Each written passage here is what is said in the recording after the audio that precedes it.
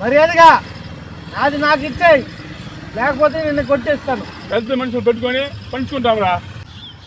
అదంతా నాకు తెలియదురా, నాకు ఇప్పుడే పంచిరా, లేకపోతే నిన్ను కొట్టేస్తాను రా.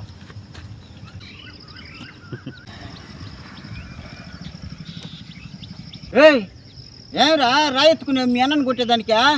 కొట్టేస్తావు ఎట్టా? అవును, నాకు బాగా వేయలేదు, కొట్టేస్తాను వాడిని.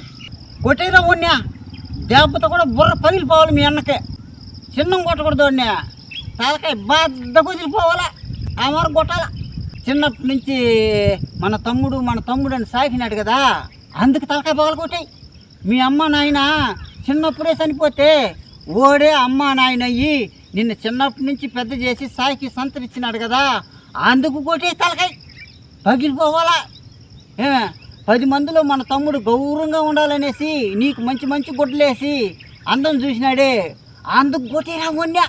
ఓడు గుళ్ళో పెళ్లి చేసుకొని నీకు మండపంలో పెట్టి పెళ్లి చేసినాడే, మన తమ్ముడు పెళ్లి బాగుండాలనేసి. ఓడు చదువుకోకుండా నిన్ను చదివిచ్చి ఒక ఉద్యోగం తీసేసినాడే, అందుకు పగలు కొట్టే తలకాయ. తల్లి తండ్రి తర్వాత అన్న అక్కయ్యరా అమ్మా నాయన. అలాంటి వాడిని నువ్వు బుర్ర పగలు కొట్టేస్తాను అంటున్నావే, నీకోసం వాడు ఎంత కష్టపడి ఉంటాడు. మా అన్నం లేకపోతే ఈరోజు నేను లేదు, నేను మర్చిపోయి నా అన్ననే కొట్టేదానికి పోతున్నాను. అబ్బా మిగతా అన్నయ్య నాకు దేవుడు. ఏమిరా ఇప్పుడు తెలిసిందా అన్నంటే? వయసులో పెద్దోడురా, నువ్వు ఒక దెబ్బ కొట్టినా వాడు తిరిగి కొట్టేదానికి వాడికి చెయ్యి రాదురా, ఎందుకంటే నిన్ను సాకినాడు కదా, అందుకని చెయ్యి రాదురా కొట్టడానికి కూడా. మీరేమరంటే అంత కొద్దు ఎగిరేస్తారు రాయెత్తుకుని కొట్టేద్దాం అనేసి. పెద్దోళ్ళని గౌరవించండి రా.